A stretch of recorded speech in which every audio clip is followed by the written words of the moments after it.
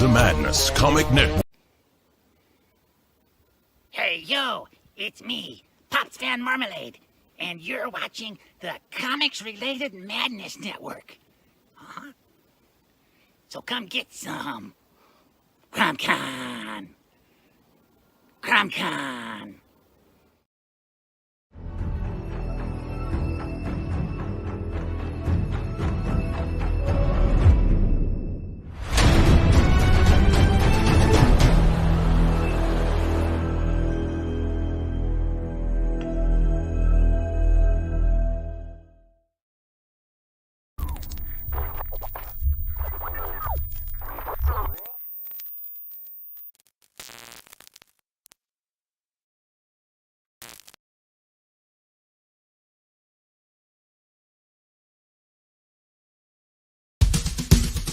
First world, come in and take a seat.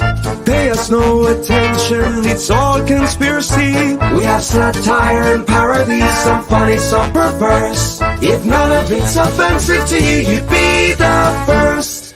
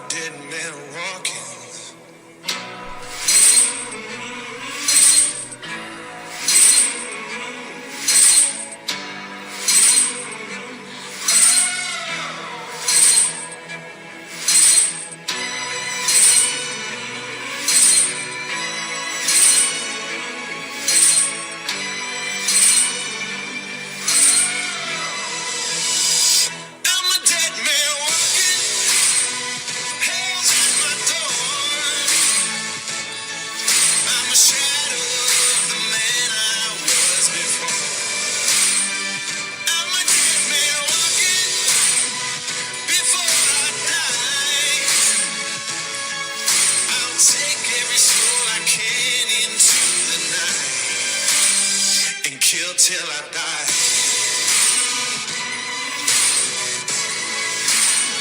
And kill till I die. The Madness Comic Network and comic-related madness proudly presents Madness Tuesday Morning Brew.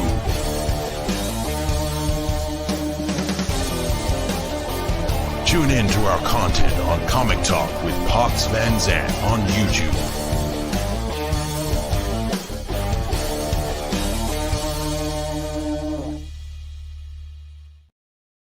Good morning, everybody. It's your hostess with the mostest, Laurie Calcaterra, writer-creator, Path of the Pale Writer. It is time to drink some coffee and talk to some comic book creators about some fun stuff. I just want to say good morning, Mr. Big. How are you?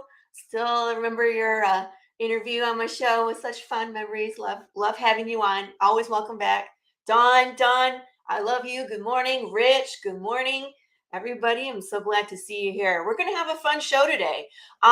Quick updates about Path of the Pale Writer. We are still patiently waiting for books to print. I say patiently, generously, because as you all know, I'm not patient, but I'm doing my best to still smile and maintain composure. Maintain composure, right? Irish coffee. I wish. maybe later. Maybe it will help me calm down about my books printing. Good news is, though, they are scheduled for printing on Wednesday is when they start. So that means I should have them in hand next week. So I can start fulfilling and getting everybody their books and touching them. I want to see those metal covers, all that good stuff. But it is what it is, and we're still marching along. We're getting ready for issue number 3's Kickstarter to launch. We are launching on March 20th. I'm releasing a new cover tomorrow. I'm excited. So we have one that we released last week. We have another one dropping tomorrow. Marco's working on his A cover. We're working on the 4-page preview. We're all very excited. Everything's going to be in color again. The Kickstarter is pretty much ready, just fine-tuning things as we go. We're going to have hot sauce. We're going to get mauled by Big James. We're going to have just surprise rewards, metal covers again, just some really cool stuff coming out. So make sure if you haven't signed up for pre-launch, let me see if it'll paste it, y'all. There we go. Yeah, party on, man. We're going to have fun with the hot sauce. I've already completed the riddle for next issue as well. So it's going to be really fun. It won't be a hard solve, but it will definitely take some determination to get the right one. So that actually, I had fun putting that together. You'll have fun with it too. We're right in the middle of filming for the short film for issue number 3. So if you guys are interested in being in that short film, please let me know. I have a specific shot list that you have to check off the boxes this time. It isn't just say whatever you want to. We're doing a horror short film. It's going to be really cool. I'm excited. Got the drone out and was flying it around. It was fun. So you can see some behind the scenes if you go into the social media groups. I've been posting them so people can see what we're working on. But good stuff. It's going to be good stuff. I've gotten a lot of footage already, but I probably need about 50% more. So if you're working on your short films, Pops wants the list. We'll send him the list. Be in that short film, guys. It's fun to participate in the madness and the shenanigans of the short films. To see yourself on screen and to be a part of that world. So very cool. I'm going to start bringing in some guests. We're going to talk about some comics, maybe some creator opportunities. Dun, dun, dun. Who is the man of the hour? We actually have 2 gentlemen. I would like to, if people don't know who Jorge Medina is, or Medina, you just haven't been on this show or anywhere in the madness, because Jorge is friend of the show. I've been on yours and Sam's show a few times. In fact, I'm coming on next week, right? Yeah. I think so. Yeah. We'll check the calendar. We're coming on We'll check sometime soon. I'll be there. Yes. We'll hang out on your show too. And then, of course, the Lord Hades himself. Hey. So you gentlemen are what? Business partners, comic creators? Yeah, both. I think we are all of the above. All of the above. I wanted to say thank you, Laurie, for having us on. First of all, I appreciate thank you you. extending, the invite to come on the show and allowing Hades to show up as well here. As you know, I was talking with Jorge just the other night because being that your nickname is Hades, and then there's another gentleman in the madness whose name is Lucifer, and I was thinking about my very Catholic grandma who was probably rolling in her grave, wondering what choices I have made in my life that I'm hanging out with two guys named Lucifer and Hades. So good times here in the madness. good time. What's the madness? What do you want? It's the madness. I mean, what do you expect, right? Exactly. So, just real quick, tell us how you got that nickname because it's funny. So also I'm from an Irish Catholic family, so I even get trouble there. But yeah, I just get holy water thrown at me when I walk into a room. But so my surname is Hayden, and I was working with our editor-in-chief, who was another Laurie, Laurie Cunningham, and we were sorting out some great name. And we were sorting out some emails and so on and so forth, and someone had done a misspell of my surname. They went to put Hayden, missed the N off, Hades. We laughed. I thought that was pretty much the end of the conversation. And then about 20 minutes later, I get tagged on Twitter by her, and what she'd done is she'd taken a picture of the Disney's Hercules Hades with the flaming blue hair, changed the spelling to mine, put Hades gonna Hade, and then just put from this day forth he will be known as Lord Hades, and it just stuck. And I just thought, permanent. I've been called worse. Yeah, hey, I've been look who called it worse. is. Ta-da! Ta-da! Laurie is the best now. There she is. Oh, girl, I feel you. We're the same. That's so funny. So how did you guys meet?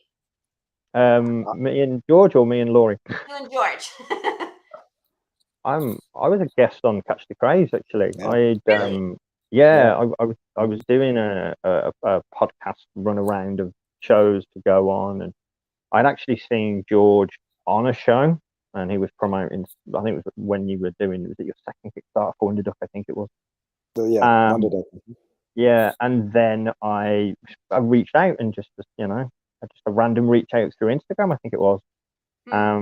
We had a shared love of the 80s, especially like 80s cartoons and stuff like that. We just stayed in touch after the show.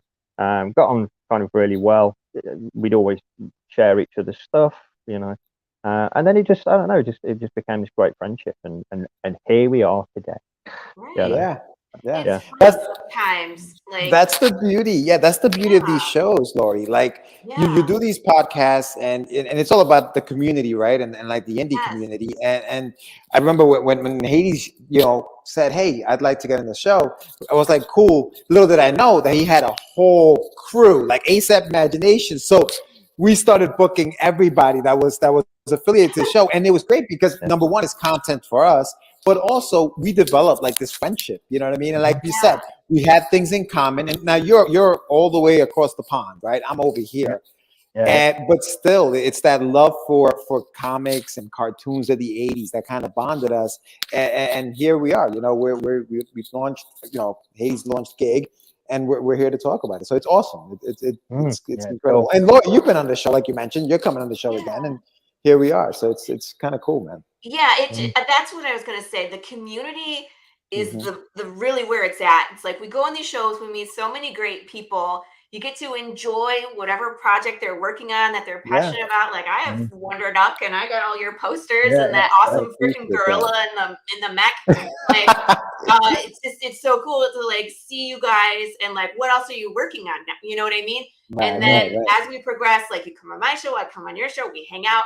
And then there's so many opportunities to collaborate.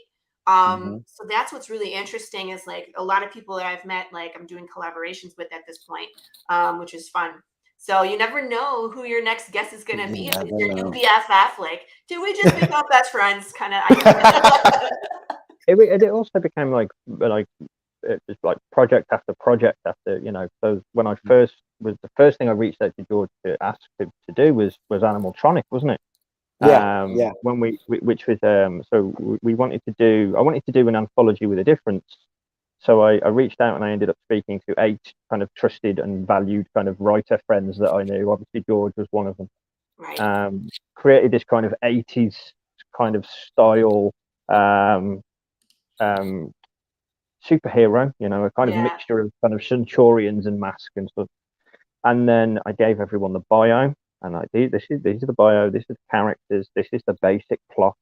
And then I wrote the first 10 pages, and then every 2 weeks I would pull one of their names out of the hat and go, right, you're next. You're next. That's hilarious. It was great. It was great. That's It the was way so to do much it. fun. Then you just get a different perspective, a different type of writing for every issue, and it just keeps it interesting, you know. Otherwise, you get writers like me who like kills a character at the end of every episode. It's literally like one fluid story, so it's seeing if 9 minds could write the whole thing together.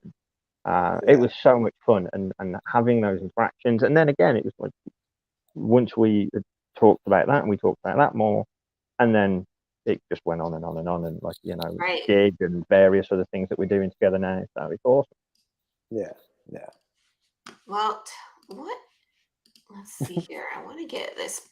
Whoops. Let's not do that page before I share screen. Uh-oh. You always got to be careful with those share screens. I get nervous with those things. I know. I just want to show people the cover. This is beautiful.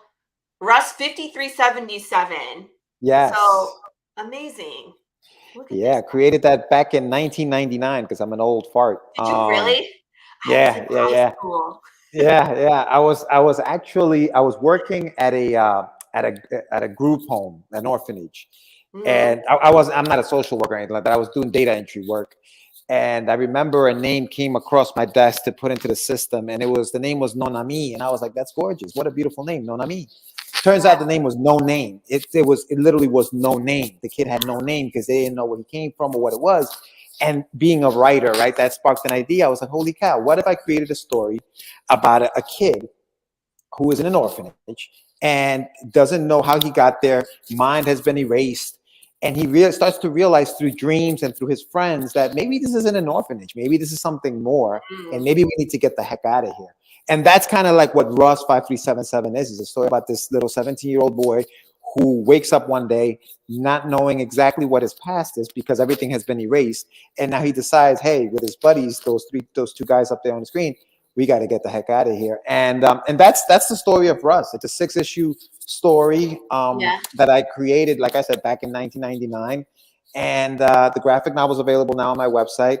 The single issues, the digital single issues, are going to be available through Any One World, which is also an imprint of Hades here. He could talk a little bit more about that.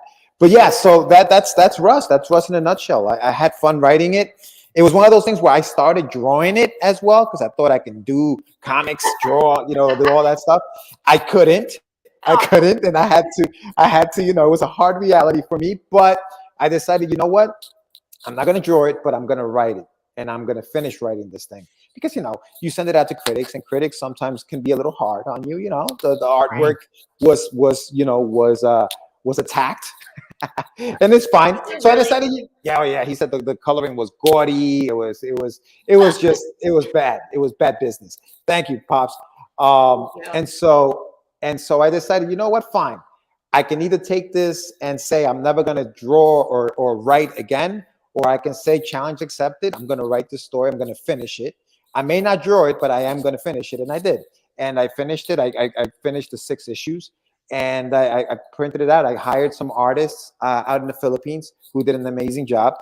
Studio 9 Lives, who also did the work on Wonder Duck. I was going to say, I thought that was familiar, and those are the same crew. Okay. Yeah, they completed it. I basically, and again, remember, it was 1999. So I was big into the Boondocks. You ever heard of the Boondocks? It was, so I was big into the Boondocks. Not Boondock Saints, but Boondocks, the comic strip. Yeah, yes.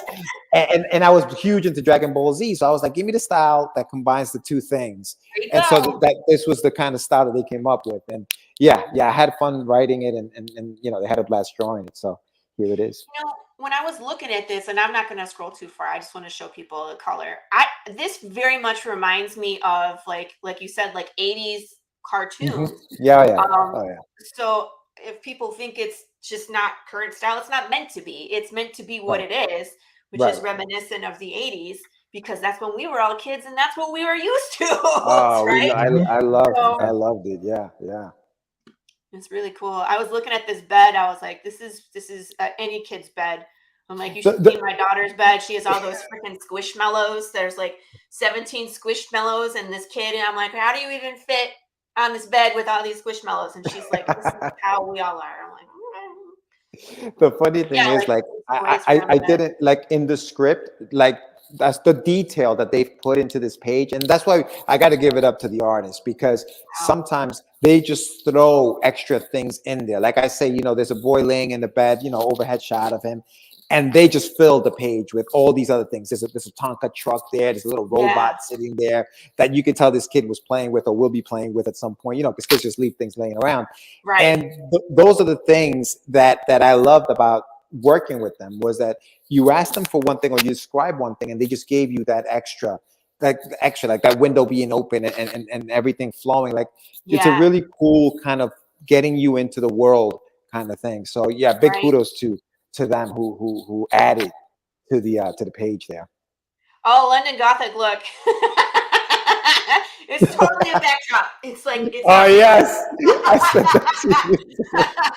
I know, we were laughing about it. I was like, yeah, that's a grand piano in the background. Isn't that amazing? Yeah, that's not actually where I'm sitting, but it's fun. I was like, Laurie's moving on up. I'm moving on up. Patrick Pill Rider's making big bucks, people. Yeah, big bucks, baby. Yeah, no, it's not. Yeah, Elton John will be stopping in later to play a series. You know, that'll be our commercial time, is some Elton John. He's gonna play some Rachmaninoff. Why not? Now, I have a question about Russ's eyebrows. What are we going with here? Ferengi, elf. so here's the thing, right? So all right, so I've always been asked, is he an alien or whatever?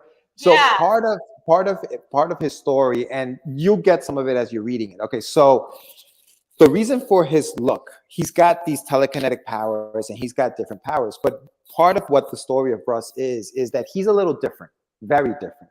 And the reason why he's that way is because part of the backstory of Russ is that his mom was like this brilliant scientist. And the bad guy in this book was almost like her arch nemesis. Like they competed a lot. And that doctor felt like he was slighted because of his mom. So he wants to get rid of her.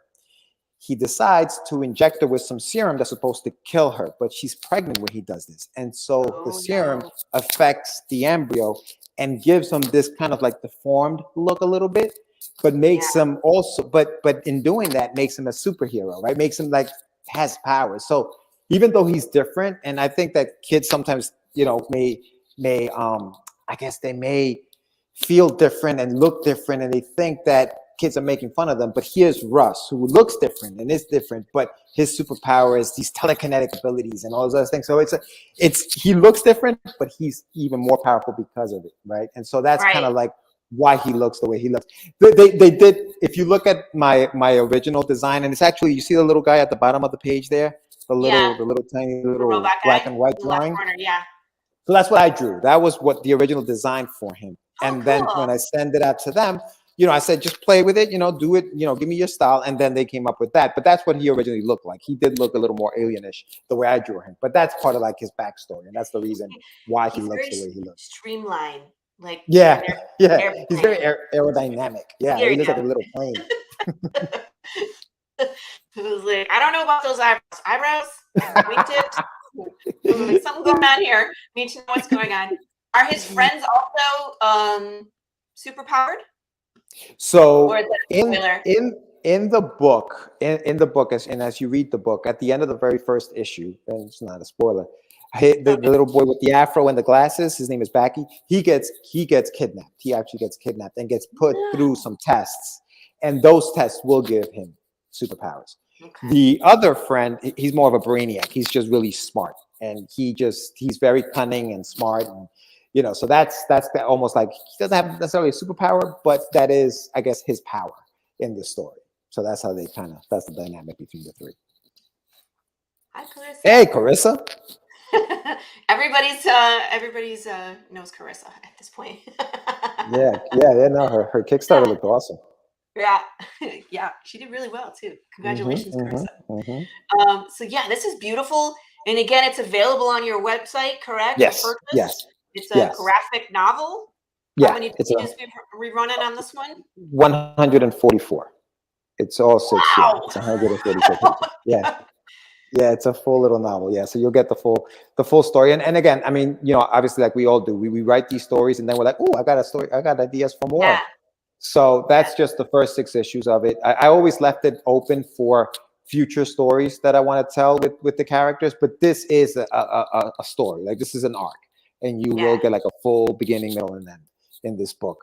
Obviously, leaving it open for the world of Russ to continue. That's cool though, because like it's almost like sitting down to a movie. You get the whole story in one sitting. Right. You know what I mean? Where it's not like like mine where it's like 50 million issues and you just gotta stick around for the next one. but you have arcs too though, don't you? Don't you have like arcs? Yeah. We're in the first arc, we have a second arc. Yeah. We'll get there when I'm 72, but it's good. You guys know it's like, oh, so much work, but we'll get there eventually, right? We'll get to it. That's right. Very cool. Well, that is the book, but then you have something else that's going on too, and this is new since the last time you and I talked. Yes. Let me get that up. Is it this? Oh, we have a video too. Let me put the video up. Mine is 35. Jesus. Well, Chris and I have this problem where we have like these long running issues. But it's such a good story. It's such a good story. It is. I'm looking forward to seeing what else you have with the Pale Rider. Oh, yeah. We're getting into the title alone, dude. Like I was like the Path of the Pale Rider, right? Like that's such a cool title. The trailer looked awesome as well at the beginning of this. It's great, yeah. Oh yeah. You like that? Yeah. And with the bang with me, it's like I love that song, and then like me getting run over by the car at the very end. It's just makes me laugh every time. And I like watching people in the back of the show, because when they haven't seen it before and they see me get run over, they're like, "What?" Like, so it always gives me a chuckle. All right, so.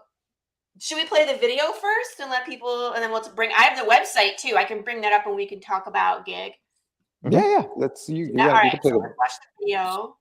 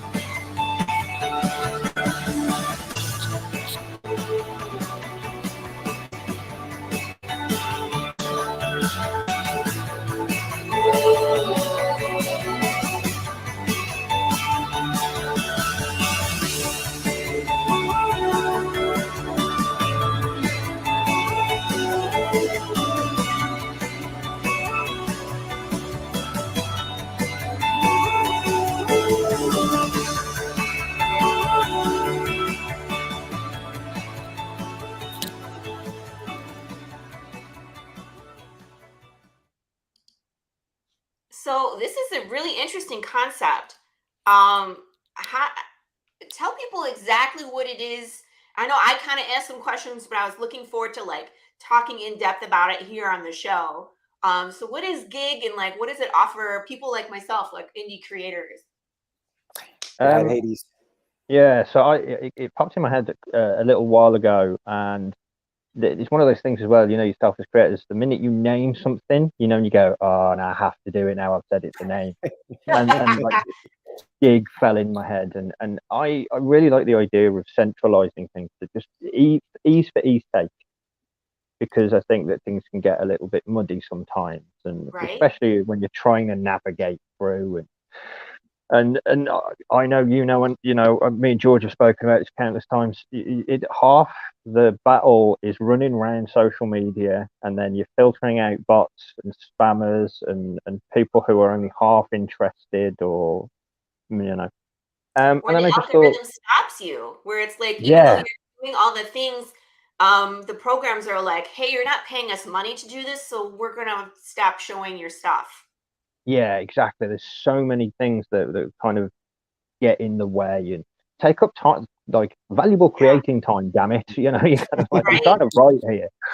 And then I realized, you know, I could make this site and I could put it together, and what I wanted to do was create a place where people can come and you can turn up with the like conception of idea. So you can have a single idea and you can go into Gig, you can find a writer, you can find an editor, you can find an artist if it's a comic book, you can find publisher, you can find a list of podcasts that you can, you know, promote it on. You can find film companies, indie film companies. You can find, if it's a film script, you can find media, like film and media, if you want to make videos to promote it. You crowdfunding and training if you want to start your process of a writer. And I just thought having all of that under one roof, where you can comfortably take your time without noise here, there, and everywhere, was just just an easier option on all of us in general, you know. And the one thing that I didn't want to do was get involved in people's businesses. So everything links outside of the site. It's like a creative hub, if you like. You can come in and you can take your time and you can shop around. Everyone on there is interested in the work. Everyone on there has said what their availability is, but all deals are done with the creator. So if you're looking for an artist, the deal is done with them. We take nothing for that deal. There's no 4.5-5% that other sites might take. You know, there's none of that. We just let the process be what it be, but it's just ease for ease sake is having it together. That's interesting. And it's like, Pops has had a very similar idea too, where it's like have a place where everybody can network. I know like Chuck Dixon is working on something like that as well. But it's nice to have us as creators being like, hey, there's resources for you guys. There's other people that want to support, and that you can ask questions and you can, you know, go directly to them. Because I don't know, you know what I mean? Here, let me pull the website up. So it's all under one roof. Look at this. So we have artists, writers, editors, publishers, crowdfunding, podcasts, reviewers, film and video, and training. Now, I do everything myself, right? But it's like, okay, what if in the beginning I was like, I don't know anything about crowdfunding, because that's really intimidating, hugely intimidating for someone, right? You know, and to be able to go in here and to ask questions, I'm not a member yet. But be able to go in and like ask questions and like get resources, like there's people that can help you advertise. There's people that can help you build your Kickstarter so it's aesthetically pleasing. You know what I mean? I know there's resources out there for just specifically for crowdfunding. So it's almost like being able to know what your strengths are and then know what your weaknesses are, and then bring everything to the table. Because as a writer, I'm a strong writer. I could put myself up here and do kind of like what Jorge was talking about, where it's like people have a concept and they have characters, but they need someone like myself to like flesh out the story. Exactly. Yeah, exactly. And that's it. You can literally walk in with a conception of idea, and even if you think, you know, I don't have the funds, that well, start with, you know, have a look at crowdfunding and figure that out. Then talk to a writer. Then start to, you know. But again, you can do it at a level of comfort where, again, it's like everyone on here is ready to help, and you know, or they show their availability. You're not just chasing people who go, no, I'm not interested right now, or no, I'm too busy right now. They're there and they're ready, and it's a simple click in to go, oh, they're available, brilliant, I can have a chat. You know, interesting, and it's all at your own pace. I don't know if you saw that comment from Carissa. No, I didn't. I didn't realize I was. That's awesome. And I have to make a comment about this comment. Hey, Jorge, I didn't hear about Carissa until 2 days left in her campaign. How come? If you were her first backer, how come we didn't know about her until there were only 2 days left in her campaign already? That's a great question. Carissa, that's not on Jorge. That's a great question, Pops. We should ask Carissa. Why didn't we hear that after I was the first backer? You know, I was actually watching. Wait. She corrected. She says on this campaign, on this second campaign that she did. Okay. I Jorge thought was the she first meant backer first on backer that in one. life. There you go. Because I was actually watching. I was actually watching this show live that day, and we bonded over the fact that she's also an ex-New Yorker. So, I remember that because she was yes.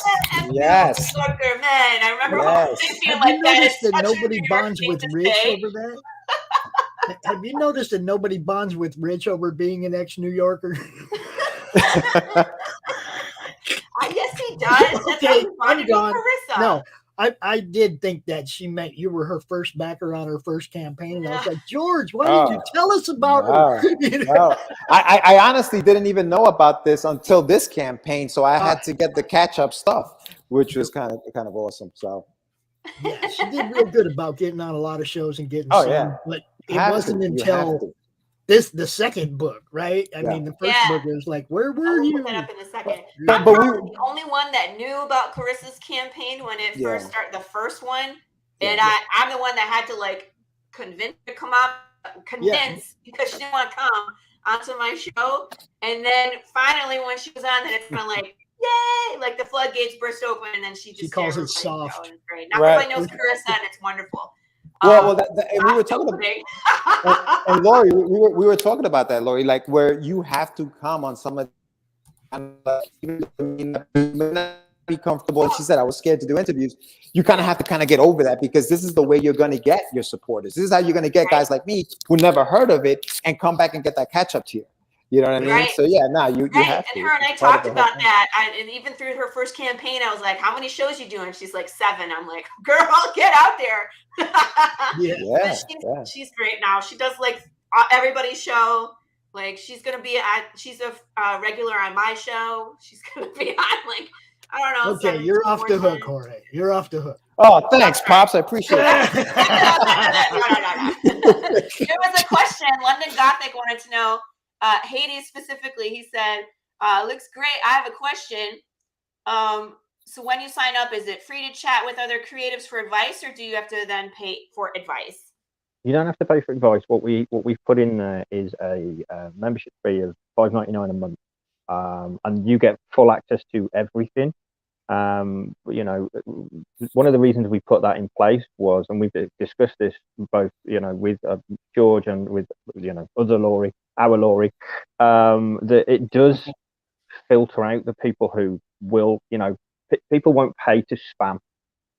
Right. So we were like, it makes sense to put that in place. So, but once you've paid the membership, you've got full access to all of those things there. And if it's a writer that you're after, and let's just, you know, obviously use George as the example here, but you can reach out and you can have a conversation about what you're after. And the chat is, you know, always going to be free. It's once you start putting a deal together and start putting, you know, notes down of this is what I want to do, that's when the price is always arranged outside of that.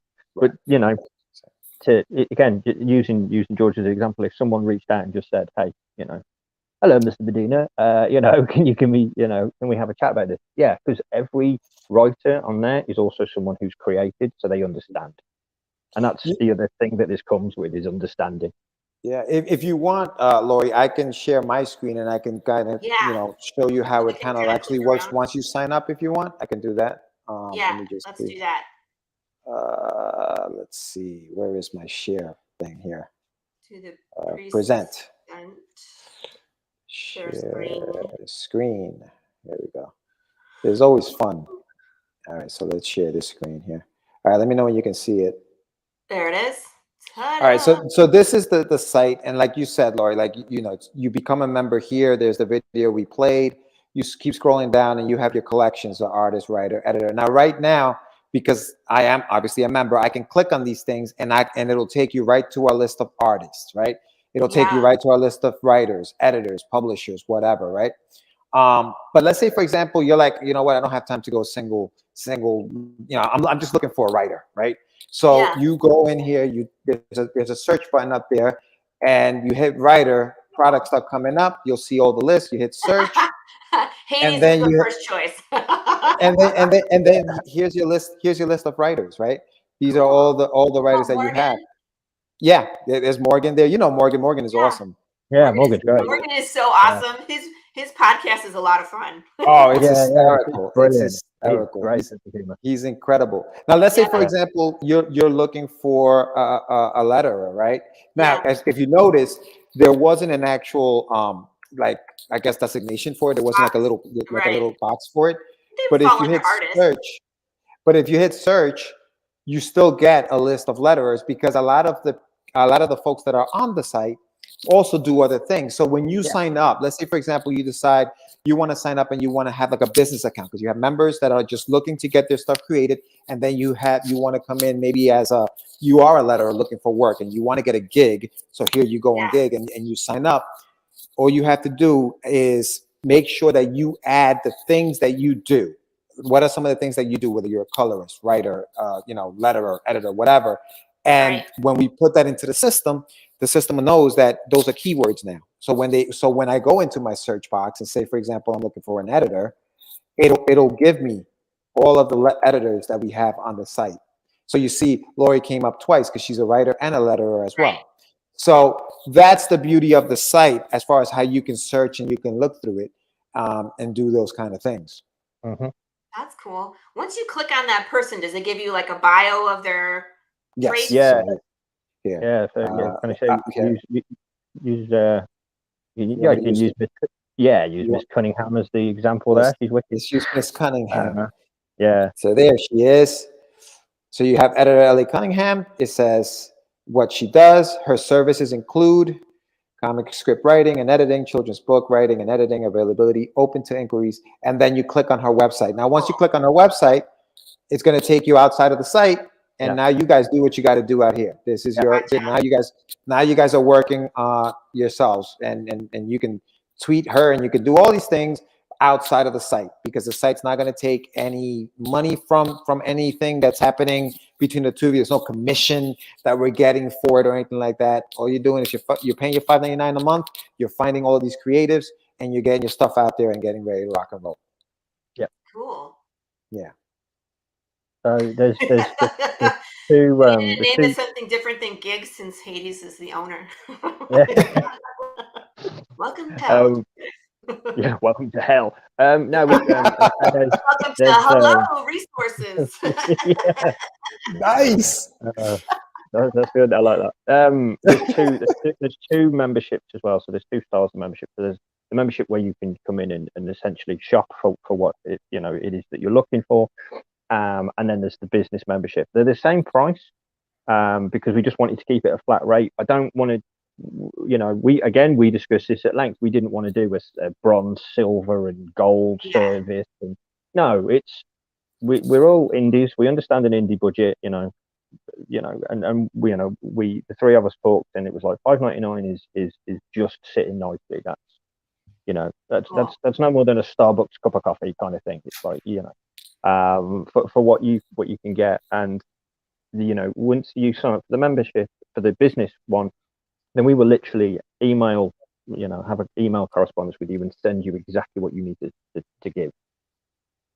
So, and that's where we're specific over the list of services, because once we've got those list of services, then that's when all the keywords fall into place. And then that will, of course, bring you more work if those services are there. That's smart. I'm so happy that the indie community is realizing that we need this. You know what I mean? Whether it's you guys or the Madness group or Chuck Dixon's group, we need this community where we can kind of help each other. It's like we're not Marvel or DC, but it's nice to be able to have an original idea and, being able to have access to all of these other creatives that can help you succeed. And $5.99 is a ridiculously low membership, ridiculously low.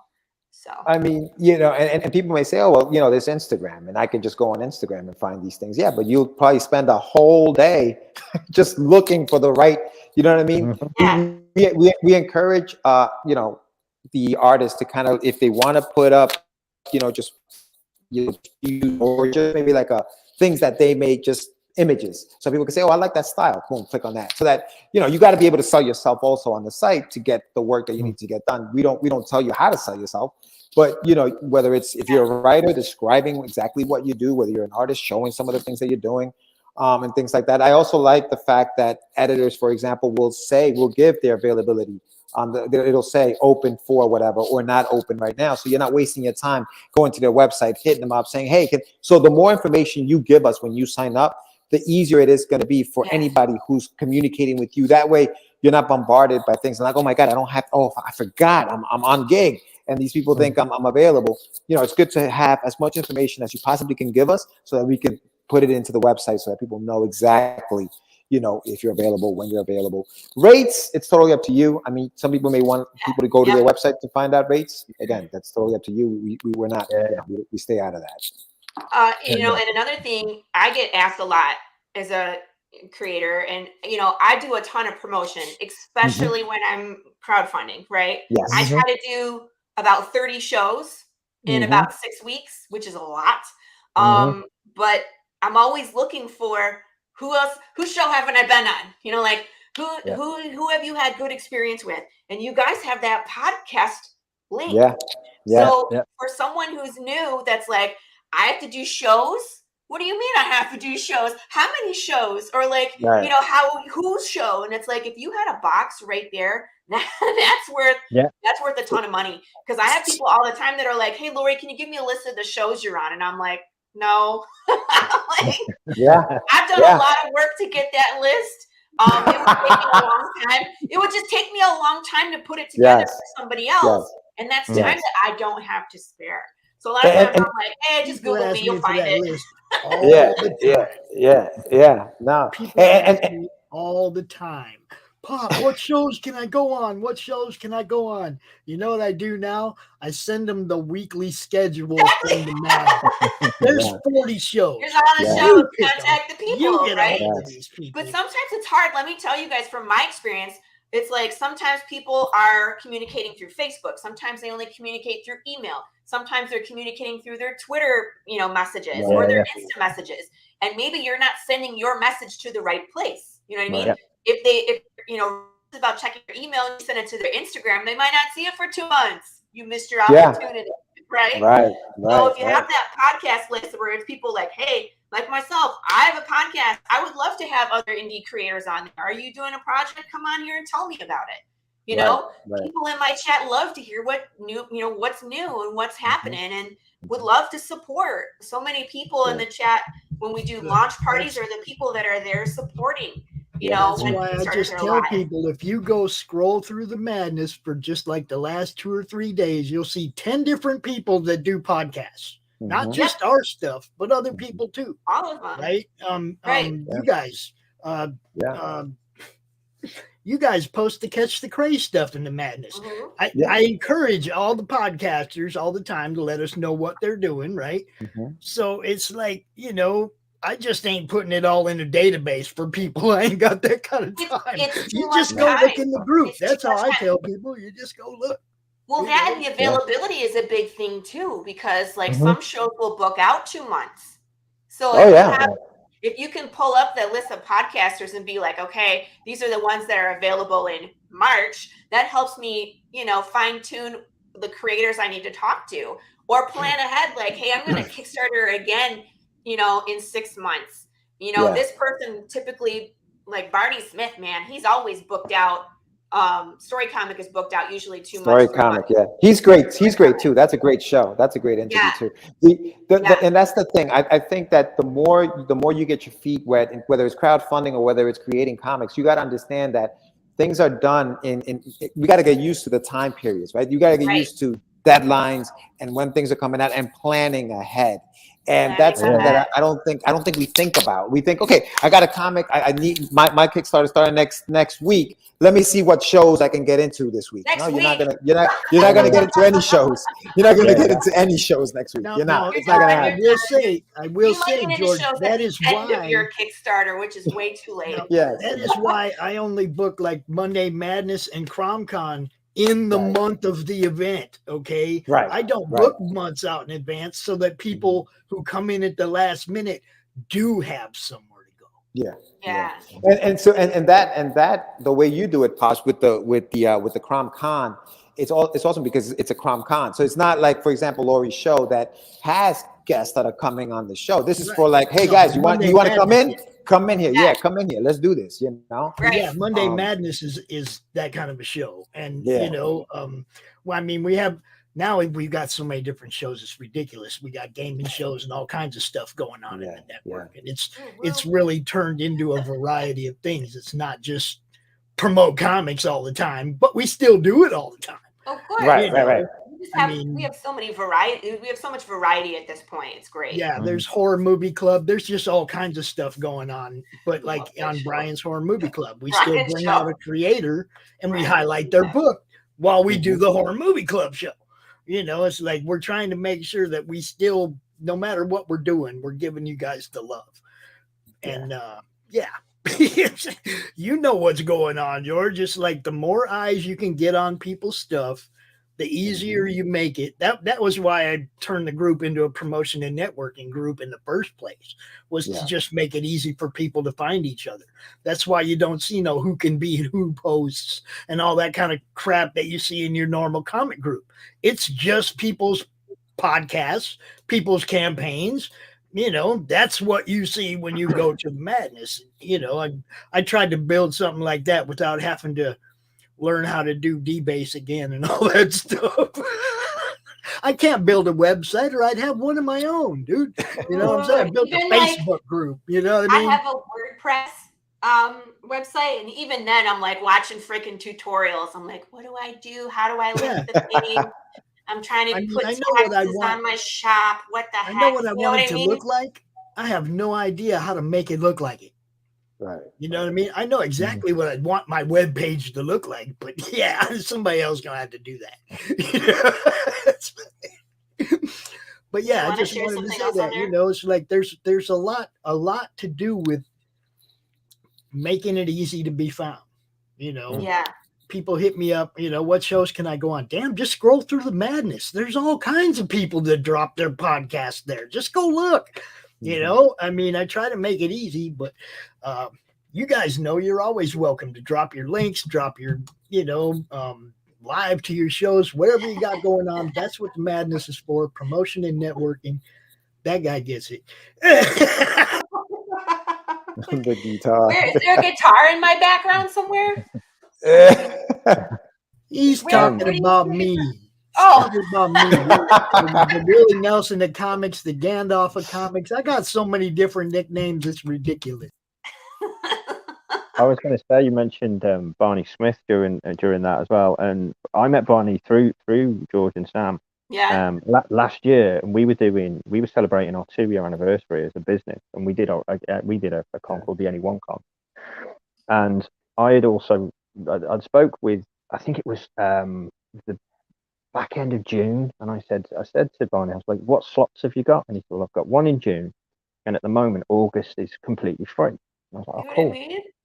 And he went, what do you want in August? And I went, yes.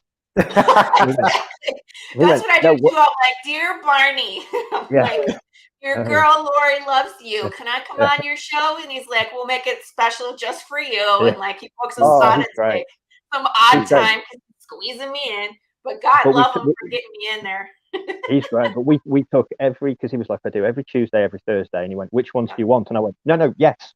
And we took we took the entire month of August, and it was just all people through ASAP and the Anyone. Oh, cool. You took the whole month. We took the whole month. And then when I was talking, because he's on gig, when I was talking to Barney about gig, and he was like, yeah, you know, this is great, I'm in.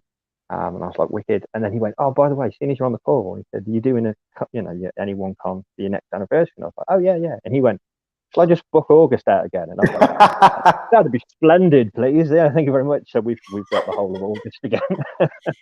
Barney's awesome. He's a great guy. He's wicked. Yeah, he's cool. Him and Morgan, like those two guys are just incredible, man. Yeah. I don't know how to tune the piano. I'm sorry. Liberace.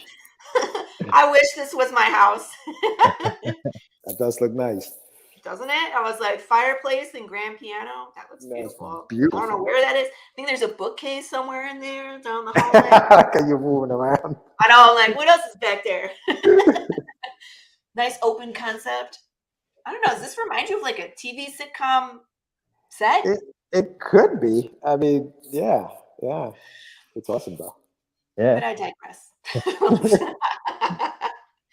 So what else? What else is new and interesting and going on?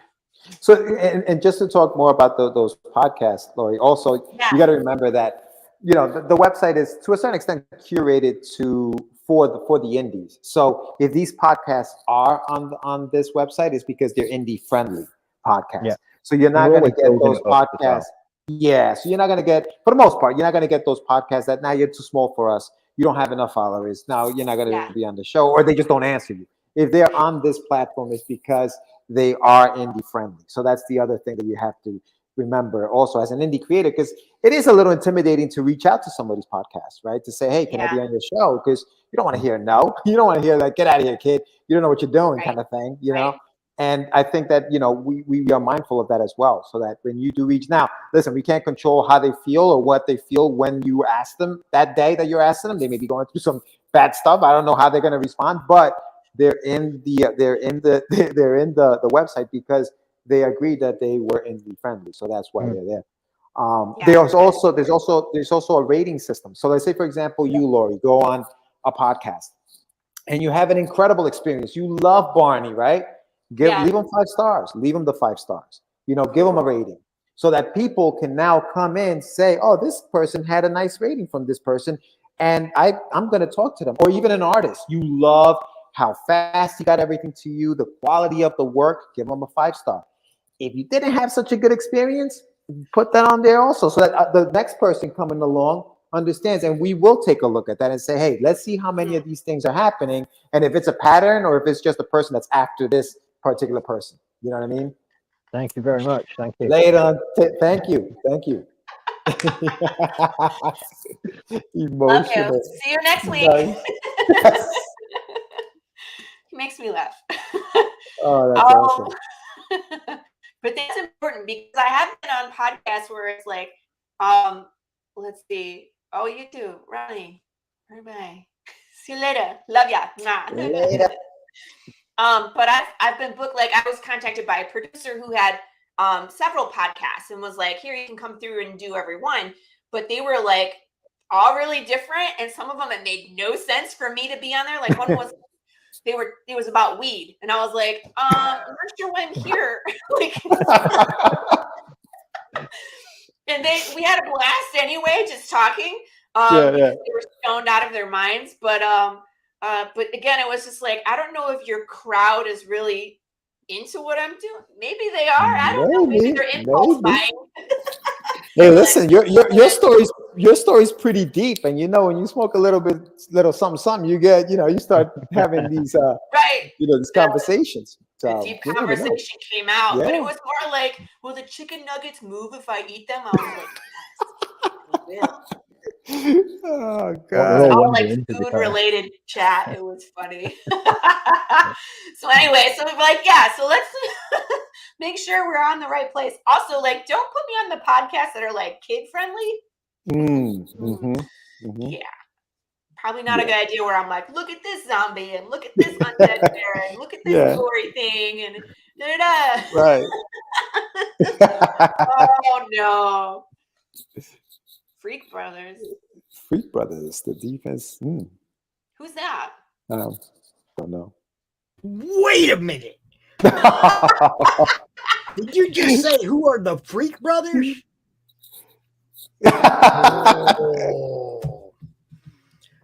They actually have a YouTube animated cartoon now with Woody Harrelson and John Goodman doing voices. How can you not know who the Freak Brothers are? I'm sorry, I live in a box. The Freak Brothers see are my 70s. surroundings? I live in a fabricated reality. Laurie, the Fabulous Furry Freak Brothers are a 1970s underground comic that was has been reprinted so many times that you can't even tell what printing of the book you have.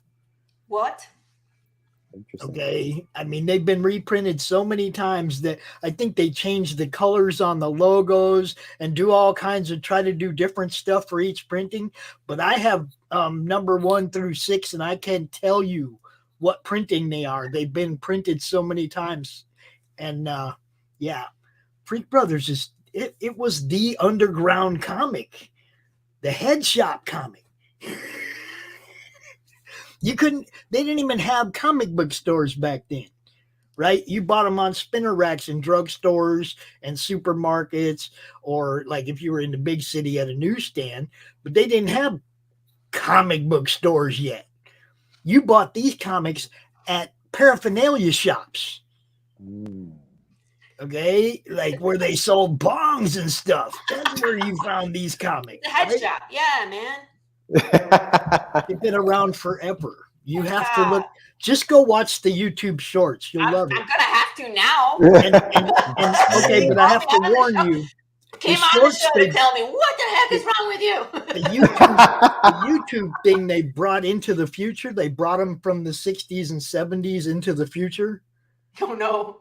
So it's even weirder, especially if you don't know any of the source material. You're going to be like, what the hell? But yeah, the comics Carissa doesn't have a show yet. Fat Freddy's Cat, all that stuff, man. It was just hilarious. They had a bunch of bold comics like that. Feds and Heads. It was rip-off press, underground press. All kinds of stuff. Just good stuff. Weed and comics been together for a long, long, long time. As they should be. Weed, I mean, come on. Do you remember the blacklight posters, like the orgy posters and all that stuff? That's Freak Brothers. Okay. All right. Freak Brothers, right there. Okay. Now you know. Oh man! Thank you for that moment. The more you know.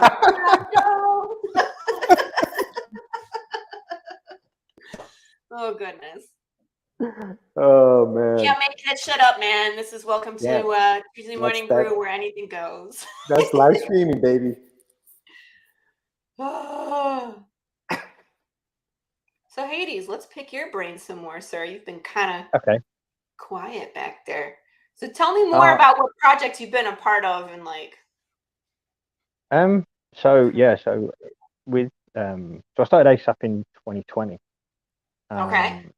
So I started it with a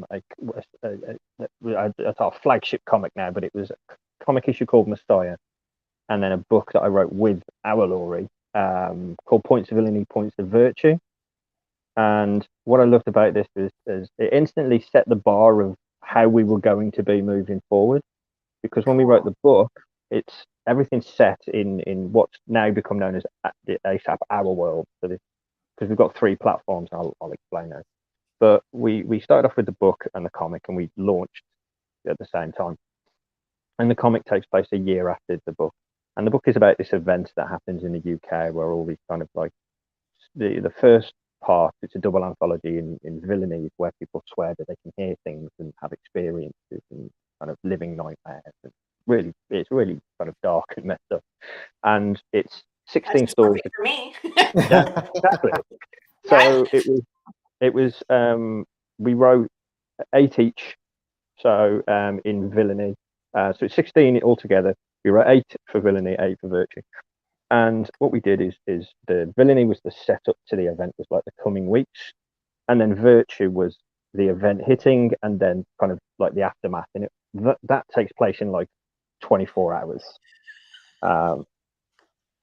Paul? Yeah, we all know you, man. Paul, you're coming on my show like twice. Whatever, people. No, I was going to say, I know this again. No, it's fine. And then, so what we did is we did it as a double anthology, but we printed half the book upside down. So it's a double cover. So you flip it over and you've got another book ready to go. What?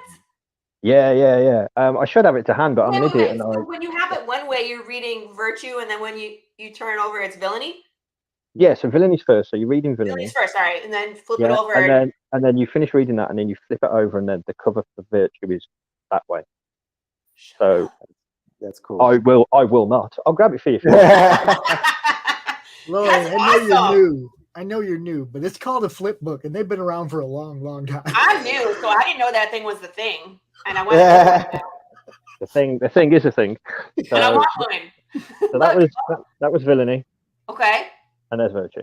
Cool, man. Yeah. And the stories go to the centerfold, right? Yes, that's right. And then half the book is then printed upside down. Yeah. Back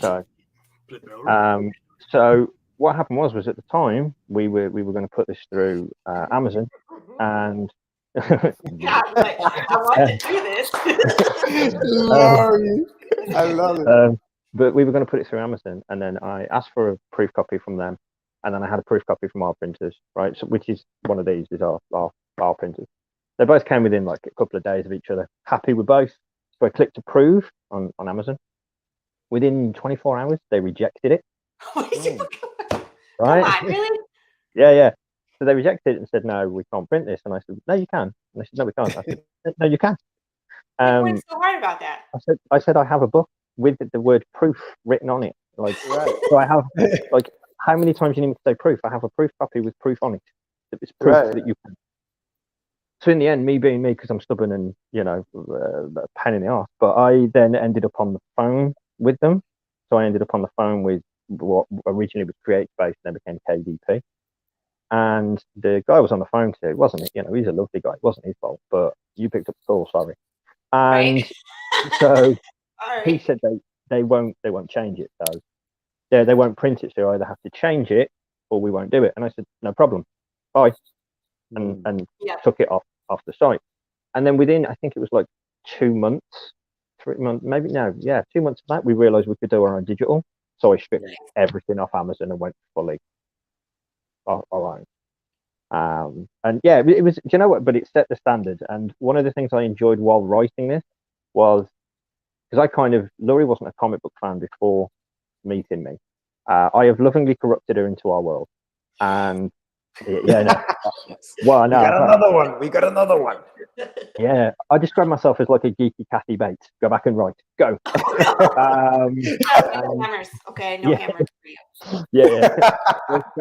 But so when we were writing this, we kind of had like a bit of a moving deadline because life happens and so on and so forth. Yeah. And I, like yourself, have moments of impatience. And I was like, you know what? And then I sent her a message and just basically, I think I put in a message, I've done what I've done. Just accept it. And what I'd actually done was I tweeted that I think it was in June that I tweeted the book will be out in November. Wait, say it again. No, I think this was at the end of June, but I tweeted the book will be here by November.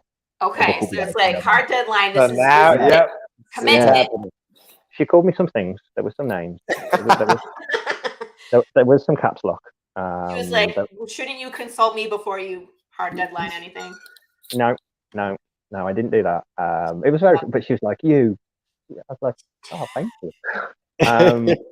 But the 5th of November, book was out, and we were good to go. And then it just set the stage and of what we were doing. And then now through our world, we've now got 6 comic book titles. That again, it all takes place within that same world.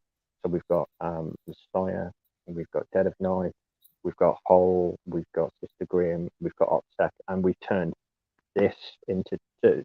So this will be a comic trilogy, and this is coming as a comic trilogy. Cool. So because some places don't want to do prose, but what happened was one of the stories Laurie wrote in it's a double. So she wrote a story in Villainy and a story in Virtue that were connecting. And the one she wrote in Virtue, I was like, you wish you'd have come up with something, and you go, but I was like, this is brilliant. And I said, this woman, she's a main character. Cool. She's like, what does that mean? And I went, means you should probably write a comic. Yep. It was like, now you need to write a offshoot of the story with this character. That's it. Yeah. I love getting that, where it's like people are become so attached to a character and like they want more, and all of a sudden it's like, oh my god, you get the itch, and it's like, all right, let's do it. They get their own story, get to breathe life. I have like 2 of them that I want to do, like either one shots or something where it's like you get to see more. Right. Real cool characters. Well, that became Sister Grimm, which is one of our comic titles. They became Sister Grimm. So Sister Laurie. Grimm? Yeah. Sister Grimm. Yeah. Say less. I'm sold. Yeah. It's brilliant. But so issue 1 and 2 are already out now. So, but yeah, it was But again, it was like Laurie, she wasn't again into comics, and I was like, you are now, you're in, and she is, and she's bloody brilliant at it as well. She's very, very good. She loves it. So we did that as like our main world, and then during the first year of that, a few people who I knew had reached out to me and said, like, I want to put I want to get the comic. We've got stuff, and I'm a big advocate for keep your IPs. Like, don't sell your IPs, maintain your IP.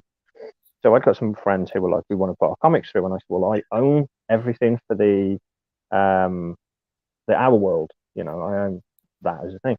So what I created then was the NE1 world, and it's the NE1 world, and we started publishing people's books. So it's just a completely separate platform. Yeah. And we started publishing people's. So we were doing their books, digital, print, merch, and as of last month, we've just opened it up to digital distribution. So as George said earlier, we're now doing Russ will be there. Omen and Revelation, we're doing their stuff. Dre from Brutal Planet, we're doing Treble, and we're doing all of these creators digital as well. So it's been crazy. Like, I was a lot less grey when this year started. Can you imagine putting all that together? I can't. I'm just like, wow. Yeah. That was so much work. Just like, I can just imagine. It's been wicked. It's been wicked. But it's been. God bless you, Hades. Thank you, my Kyle. But no, it was it was one of those things where it's just like, once we realised we could do something, it was like, let's just do it. What's that web page? So I want people to take a look at it. So we've got two. So we've got asapimagination.com. asapimagination.com. Yeah. Let me see. I can send you the thing.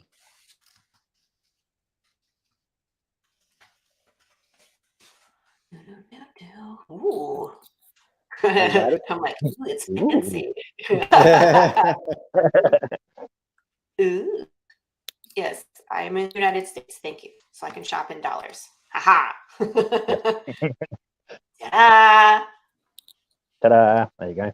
Look at all these, man. That's great. Yeah, so that's our main world, and then obviously that's a video trailer as well, so that's a few minutes long.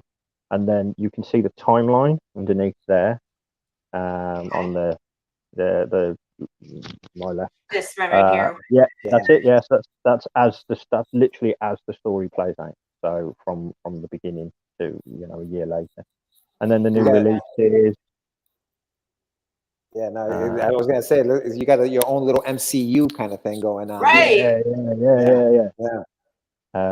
Then there are the latest titles, and there's our gift pack. So we do a physical gift pack that we send out. So it's all our issue ones, in a gift box with some trading cards and some posters and fake pops. That's like somebody's house.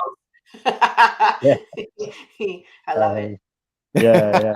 And it was just, we got nice testimonial. They were one of the first people to put us in on their thing.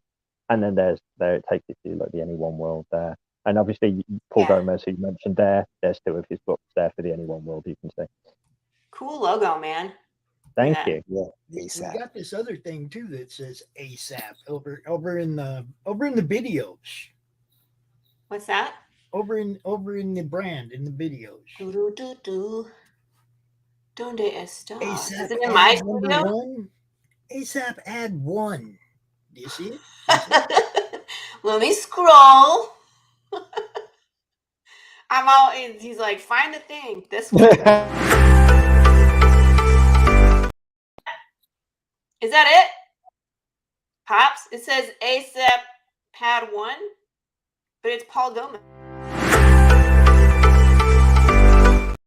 Can't be it. Yes, no, play it. Yeah, we do publish Paul Gomez, yeah. Sorry.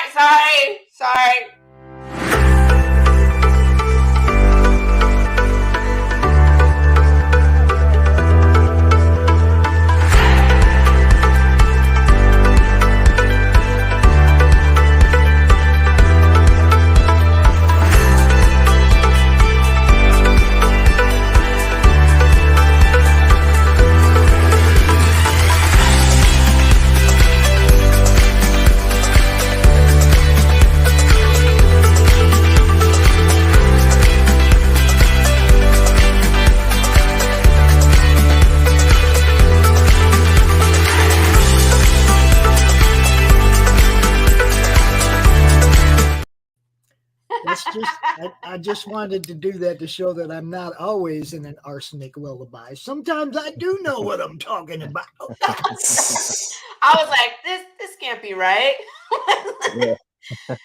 That's funny. So, so Paul's are coming here too? So they're coming to the anyoneworld.com, yeah. So they're I thought you had better taste. Just kidding, Paul. But yeah, we're looking to, you know, over the next few months, really kind of add a lot more. As I say, we're going to be doing Russ for George. We've got Treble for Dre. Omen and Revelations, we've got all theirs. There you go. That's the new updated site, so you can search by you know, the creator and so on and so forth. And we put everything into one digital. If you want just the digital download, we've got one digital catalog of everything you can want. And then there you go, coming soon. There's Treble. He's going to be coming next. Yeah, beautiful. This looks interesting. Yeah, that's cool. I like that. The mysterious virus has taken Washington, D.C. by storm. Dun, dun, dun, dun. Music is the trigger. Ooh. And then Don't let me Revelation. Omen, Gallows Men. Very cool. That's cool. And then so we do prose as well. So that's actually we do prose novels as well. So that is actually a novel. This one, Grave Vengeance. Yeah. So it's a novel that we've got there. Yeah. And then obviously we've got PTSD and Bushibu, and that is coming soon. So Bushibu. But yeah, so we've Such got a lot. Funny name. It's catchy, isn't it? It is. But yeah, it's been, and then we've got on top of that as well is because the ASAP is actually, because my first initial is P. It's actually ASAP actually is the 3 first initials of my children, and then me on the end. Yeah. So everyone kind of it's kind of become like a weird. It made sense when I did it. Obviously, you know, my kids are just the best. You know, they're awesome. So it's like, of course, I wanted to name it after them. And now it literally has just become like a way of life. It's like, get it done ASAP, go. ASAP, right. You know. So you just have to say ASAP, and they're all like included. Like, get it done. and we've been really lucky. So like of May of last year, we were able to do one a month ourselves. So of our own issues, we went one a month. And that's where that kind of building. And then, so we've got Laurie doing Sister Grimm. We've got D.W. Howard, because we do his novel through Any One World Long Game, but he also writes OPSEC for us. I have just signed the title Whole over to a certain Mr. Medina. He's taken over that title for me. Yeah. You trust that guy? I know him. Nah. But yeah, so he's taken over one of the title Pole, which the first issue was written in. I mean, we're not going to continue it that way because the artist was like, "Don't do that to me again." But the first issue was written fully in first person. Right. So the whole thing was drawn first person. Yeah. And then yeah, it was very cool. I just wanted to see, because the whole point of Points of Villainy and Virtue was point of view, is, you know, the perspective that you have of this event, and I wanted to see what it would look like through the eyes of someone living through this whole kind of catastrophic thing that was happening. And then me and Laurie were talking about it, and I said, you know, I've got Messiah, I've got Dead of Night. We were altering the book, and then I said, I think. Yeah, correct. Laurie, I like you. We need to come on the show. She's brilliant. Talk and be friends. It is a literal, you know, we do it in the background. It's just like, right, let's do this. It is like a, you know, but I love it. And but then we were talking, me and Laurie were talking, and then when we were talking about, you know, bringing a new writer on, she literally went, George, and I went, George. And then, That's awesome. That's awesome. We have that reputation, right? Where it's like, like we need to bring in a writer, and they both say your name. That's amazing. Yeah, I joked with Paul. I almost felt like Jim Carrey in The Mask. You know, like they love me, they really love me. You know what I mean? Like, it was one of those moments for me. It was great. That's cool. It was wicked, and hashtag life goals. But we also do a chat. Like I say, Animatronic is our latest charity book, and then we started the Only One World with a charity, like a prose anthology. And one of the things I loved about that, and I love looking back on it, because you can still buy it for digital, but it's for Dyspraxia Foundation, which is a condition that my son actually has. Yeah. So dyspraxia, the way I explain it, and the best way to explain it, and without using big technical terms, is like my son's radar's off. Yeah. You know, so he struggles with that. He has to do like daily physio and all these kind of, you know, it's a very physically challenging thing to him. So it made sense for the first charity to be something that was near and dear. And we put a calling out for writers, you know, if you want to get involved. It is all for charity, so we're all doing it for free. I was gobsmacked that we decided to try and coincide it with the first year anniversary of ASAP. Between Laurie and another editor, Jess Mundy, the book was 16 people from the point of them signing up to the point of the book coming out. The whole thing, including covers, including full edits, including draft, just under 3 months. Wow. What? Yeah. Wow. That's insane, man. Yeah. But that was prose, though. That was a prose book, right? That was prose book, yeah. It was prose book, yeah. It doesn't matter. Three months. It takes 3 months to get your print job done these days. Absolutely. Absolutely. That's amazing. That's amazing. And of those 16 writers, the first 8 of them, it was the first time they'd ever been published. It was like we were just honored to be part of that. And then of them, a lot of them we're now publishing their full work. So Mitch with Grey Vengeance that you saw there is one of them. A guy called Paul Nolan, who is over in the UK as well. We're doing his, because we've got a kids imprint as well called ASAP Minis. So we're printing that book. You know, and we're doing that as well. And then Christian Prosperi, his book coming out, and it's just like, it's wicked. It's so much fun. That's awesome to be like the stepping off point for so many careers. You know, that you give so many people a voice and a platform, and now look at them prosper. That's so cool. Great. Yeah, it's so great. I love it. It's, you know, I joke and say, you know, I wasn't this great at the beginning of the year, but I like, you know, because there are so many great people that I get to work with. It's how can you not have fun? Right. You know what I mean? Yeah. You know. I have to say, when I meet people in my neighborhood, you know, have kids at school age, so they move on to the next grade, and we meet new parents, and of course the moms are always like, what do you do for a living? And I'm like, I'm like, let me tell you I have the coolest job in the world. And they're like, what do you do? I'm like, I do martial arts and I do comics. And they just look at me like I'm crazy, and they're like, so what's your real job? I'm like, no, that's what I do. That's what I do, right? Yeah. I had that when I switched over to doing this full time. I had a lot of people who were like, isn't it a hobby? And you go, no.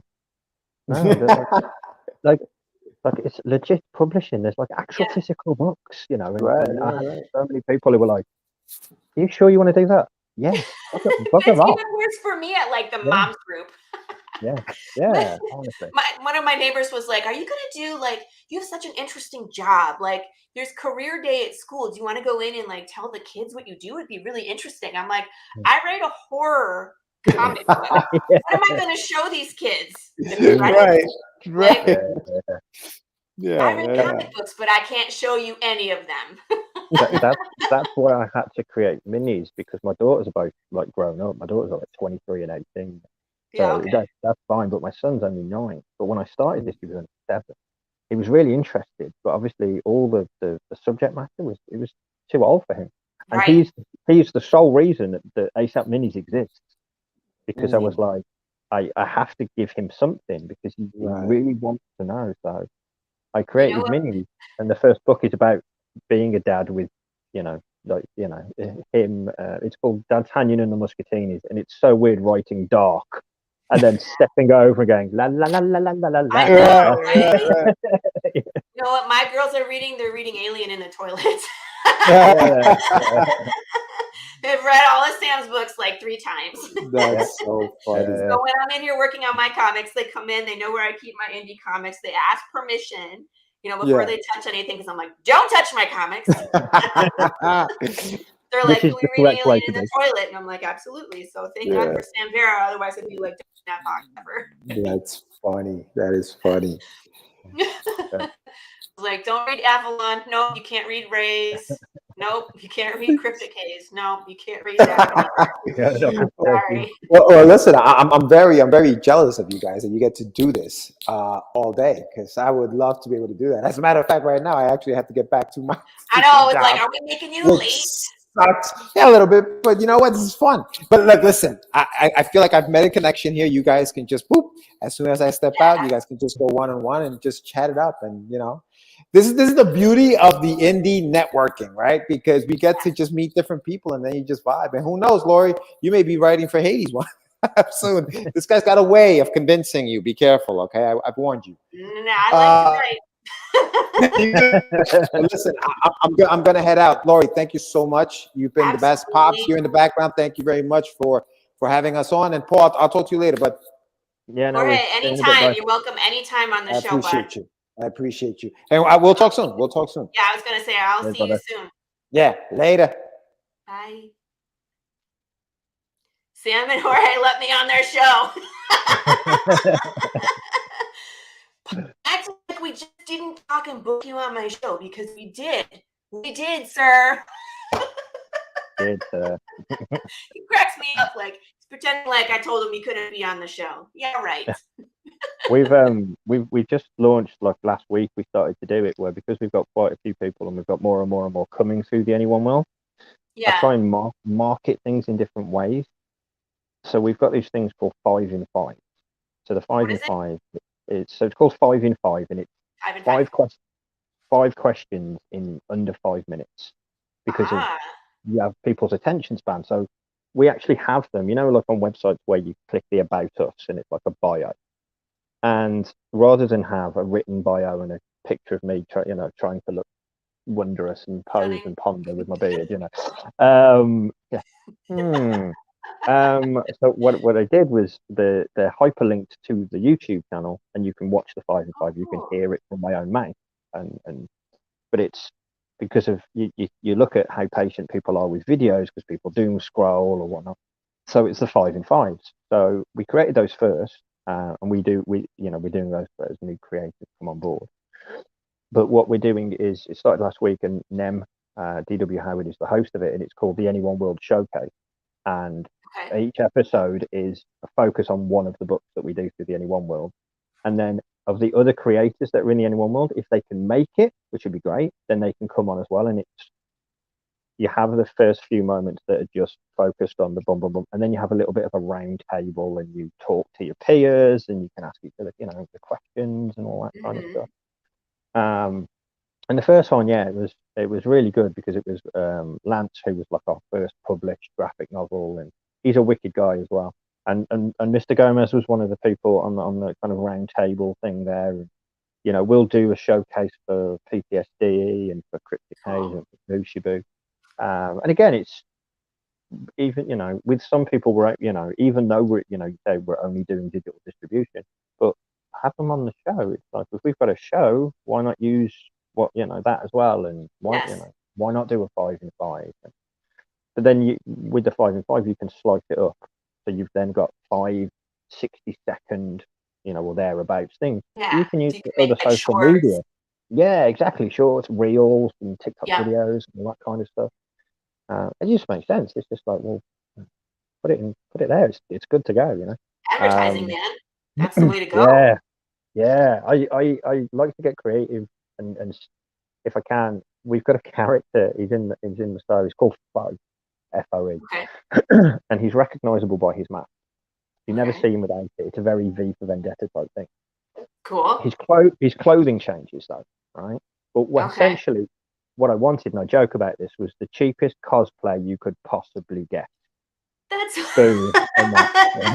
That's true. You just dress as yourself and put the mask on. Hey. Done. So what we did as a fun idea of marketing it, you could actually download a free version of the map from the website and just cut it out.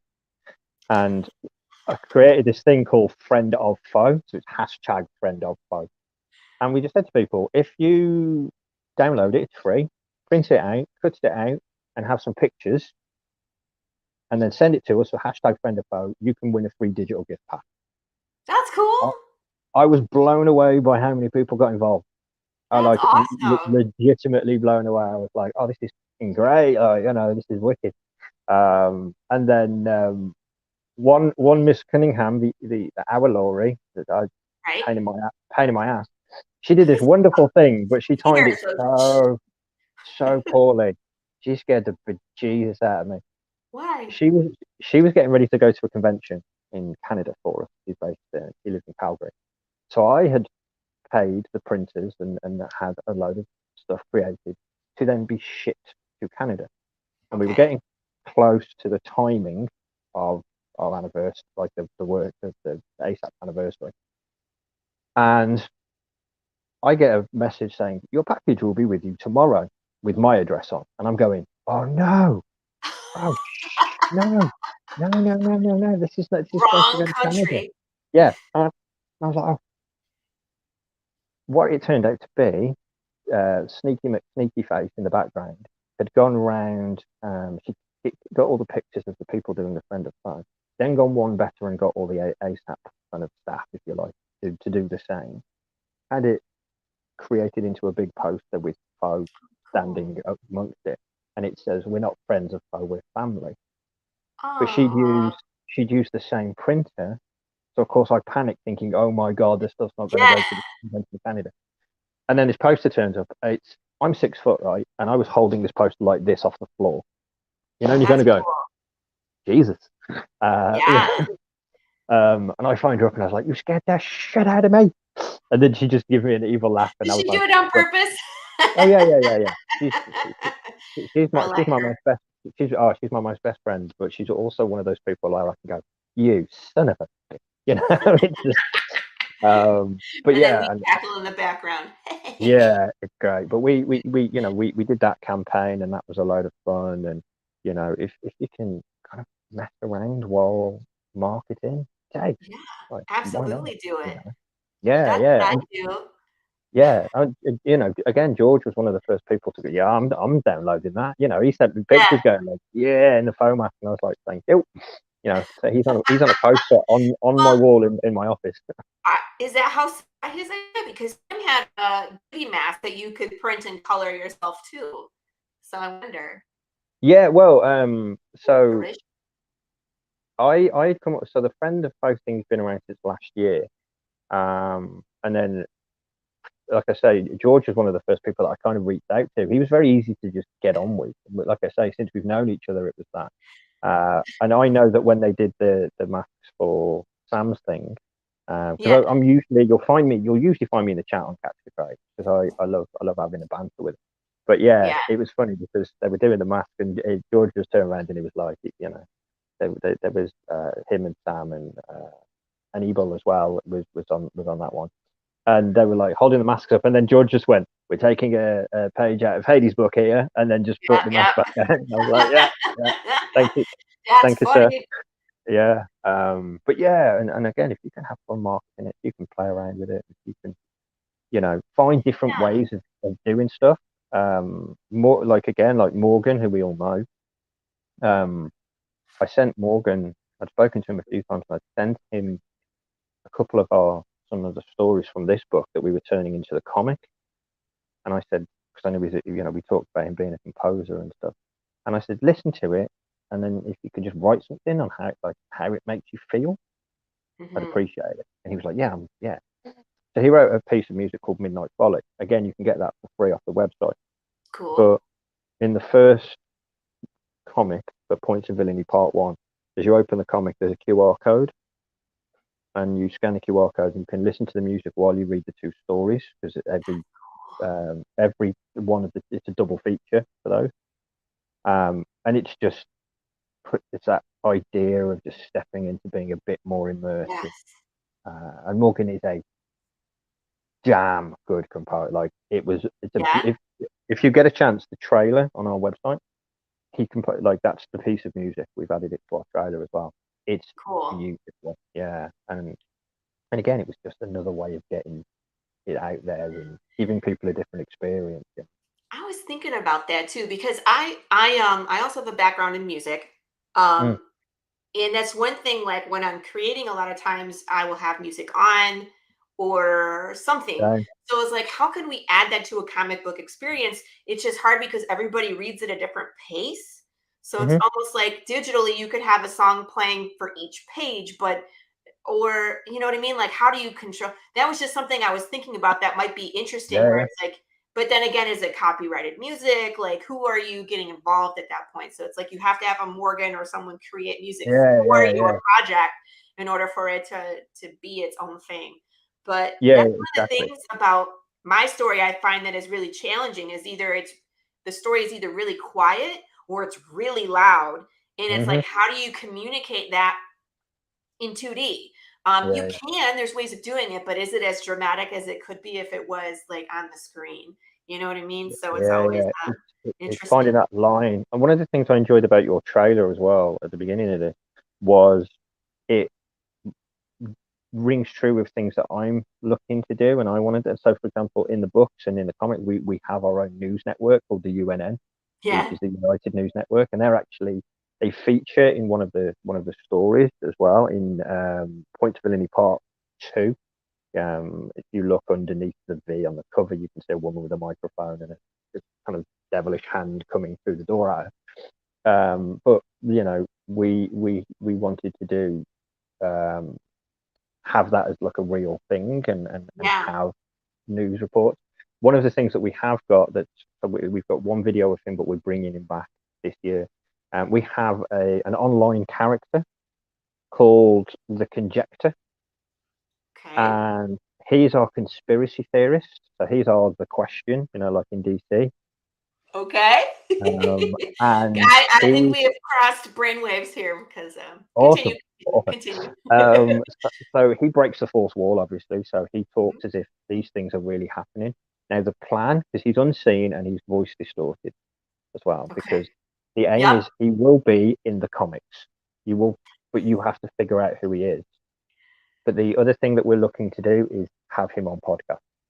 So you can have the Conjector. This is what I'm doing, Hades. Hey! So awesome. Every comic I have, there's three things that are happening. So there's the comic, which is like the main story. And I also have short films that come out with every issue. That's what I'm looking to do. Yeah. So that way it's like we can experience something more from that world that the protagonist isn't able to show us in his story. So it's like riots happen in this world.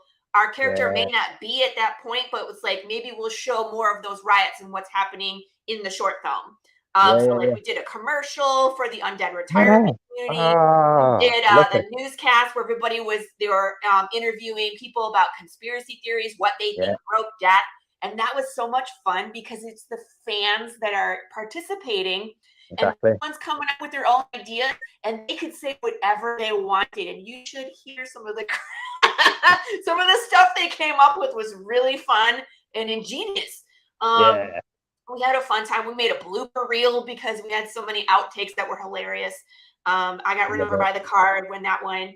And then I have riddles. So on the back cover of every issue, I build a riddle so people can participate. That way, if you can solve the riddle, it sends you somewhere in the real world, like a podcast, like a hidden YouTube video where there's a character like you that, like you were saying, like I have a voice distorted somebody who's teaching people how to hack discs, or a website that they can go to and like the answer to the riddle is the password to get in to find like fake CDC video of them dissecting an undead. You know what I mean? So there's so many places we're going. This last one, if you solve the one for issue 2, you actually get to have an interaction with a character. Love it. You get something in the mail from a character, right? So it's like we're building this meta world where there's so many ways that you can participate if you want to. Some people are like, I just want to read the comic, Laurie, leave me alone. I'm like, cool. But there's so many other things that you can participate in. So you can always like fall into the rabbit hole and see how deep it goes. I love that kind of stuff. So we should talk. Same. We definitely 100% we should. No, I love, because the thing is, you can get different people different ways in. When I had some friends who, when we started this, one of my friends was like, I'll buy the book, but I'm not going to buy the comics. I don't do comics, Right. And he would joke and go, I'm not one of you people, and you go, we're great. You people. Yeah. But Ouch. that's fine. I've called him one. And but then he started to read the book. Now, two things happened when he read the book.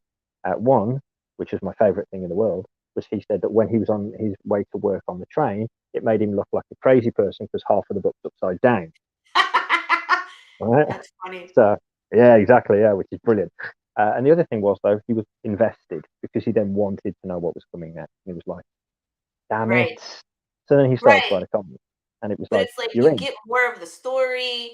I wrote a choose your own adventure book based off of my comics, so people can go basically, put themselves in the hat and the boots, and they run bounties in the wasteland. There's some characters that you meet in the choose your own adventure that will show up in the comics, so you get the backstory of these characters and how dangerous they are before our character even meets them. So when he does see them, it's like, oh my god, it's them, Oh no. I really truly love all of that. I love so many layers and so many little bits involved. Again, we've talked about, we've referred to them as moments. So I'm actually having someone create a proper foam mask, so that it looked authentic. But what I wanted to do was between issues 1 and 2 of Messiah, which is out at the moment. So issue 1 ends on someone looking through their phone at the situation that's happening, and then issue 2 picks up later. And I was like, as soon as I've got that foam mask, I'm going to, because it takes place in London. I'm going to London, and we're filming the aftermath of that moment and recreate it. That's awesome. Yeah. Like from a phone, which would be so on point. You know what I mean? Exactly. And it doesn't have to. You don't have to have a big director. You don't have to have a budget for this. You literally have to turn around. Who wants to act and run around for like a crazy person for 10 minutes? Dude, I volunteer. Yeah, exactly. This is it. And I love there. I tell you honestly, it would be great. But I love that because again, it's another way in. It's another way of stepping through. That's what's cool about this day and age too, is a lot of people can send you footage. They can film on their phone, depending on what you're trying to accomplish. That might be sufficient. It depends. Like what I'm filming right now, I need actual like camera work. My last one, it was like you could phone in your conspiracy theory, and I could add it into the stream. You know what I mean? And just with editing technology and the internet, it's like you could be anywhere. Yeah, well, that's it. We've in our world as well. We've got this this kind of cultish religion that kind of arose from the aftermath of the event, called the Church of the Luminous. They've got this kind of like cult leader that is called Anwar, who thinks he's obviously some kind of like prophet, and he wears these gowns, and you'll see. So if you see on here, it looks like a V, but it's a diamond shape. But half of it's black, and this features everywhere because it is relevant. There you go, to the story. So it is relevant to what's going on. But so the Church of the Luminous period, like a year later, or build up over a year later, and we were actually saved by these beings that we refer to as the Luminous, because they were just beings of like huge light, and we can't identify them. We don't know what they are. So that was our term for them. So the Church of the Luminous becomes this thing, and this guy. But we've made like adverts for the Church of the Luminous. That's what I'm saying. Yeah, and I've should have built a commercial. See, this is where we're getting meta, because like I did the same thing where it's like I made a commercial for the undead retirement community, and then in the comic book, one of my characters is watching TV, and the commercial comes on the TV, so they're watching the commercial that we made based off the story in the story. So in issue 1 of OPSEC. So OPSEC is like our government agency one, and Nem D.W. Howard wrote it beautifully. He's got a, he's got a great taste for it. It's kind of like X-Files meet Hellboy kind of aspect to it. Nice. And it's I like got both these. of those. It's got an age. So you've got these 2 agents, and they've also got this kind of like super powered kind of young lady who her ability is she possesses toys. And she has a doll called Maisie, who's like a psychotic, kind of evil but brilliant doll and stuff like that. But in we're looking to get Maisie made as well. Oh, So you can God, actually get Maisie doll. Yeah. You're gonna traumatize some children someday. That's fine. That's okay. That's all right. It's fine. Mine are grown up, and my son doesn't like dolls. He only likes football, so it's okay. You'll traumatize my kids someday. How about that? In advance, I'm very sorry. But in the first issue, they're driving to this location where they need to go, and on the radio, in the van, is reports of the conjecture. So again, it's like, well, who's that? And again, we tie in here, and it's like, right, tie this in here, and again, just little moments. So what we said, like in some of the stories, we'll have people wearing merch from the Anyone world just in the background. Someone could walk past in a bob, because we've got a book in there that Lance wrote called Bob Non-Union Psychic. They could walk along in the background in the Bob Non-Union Psychic. All these tiny little tweaks and moments and layers, because as nerds and as a lifelong nerd, is anytime you see a connection, you oh my god, when you like, I want to dive in, I want to find the others, Easter eggs everywhere, give them to me. Yeah, I'm always that one person that's like on YouTube, the shorts that are like all the Easter eggs you missed in the last episode of Last of Us. You know what I mean? I'm watching it like, what did I miss? You know what I mean? Or like, and I'll, when I do catch them, I'm like, oh, it's the thing. You know what I mean? Where they're referencing. So I'm totally that kind of nerd where I'm like, did you see the thing? Did you see the thing? Because that thing is from this thing, and that's what they're talking about. Like, I love that. I eat that up. It's when you get those ones that go 10 things you didn't know. I bet I did know, and you look through and go, I did know. Yeah. me and my older brother, we play. He's got anything 54 now, but we still play the "Did you know" game. And we throw random things. Did you know this? Yes, I did. And one of my favorite ones, and this was some years ago now. Both my daughters were still little people. But I was talking with my brother, and I was like, "Did you know that the guy who created Wonder Woman also like had his hand in creating the lie detector?" And obviously, if you've now seen the film, that's it's true. The guy who co-created Wonder Woman with his wife and so on and so forth, they had their hand in the lie detector. That's hilarious. It's the lasso of truth. Yeah, exactly. Right, exactly. And my brother turned around and went, "No, he didn't." That's an impression of my brother, by the way. "No, he didn't." And I went, "No, he did. No, he did." And he went, "No." I went, "Yeah." So then he lives quite far away, and then when he left, and this was before smartphones, right? We hadn't even got a BlackBerry yet. That's how long ago it was. And then he got back to where he was living, which is about 3.5 hours away. 3 hours 35 minutes later, I get a message that just says, "Fine." And I was like, that's how he conceded. Did you drive all the way home, walk in past your wife, go to your computer and Google it? That's what he did. Yes. Yep. Absolutely. You had to know. You have to know, and that's it. And again, if like you say, if you manage to pick up 9 of the 10 things, then you still want to know the one. It's the ultimate Where's Wally / Waldo. It's like, I have to know, or I can't. I'm watching this again. Right, I'm that way too. We're like, did you know? I'm like, no, I need to know. I need to know all the things. All of the things. Yeah, exactly. I'm a big nerd. Oh, same.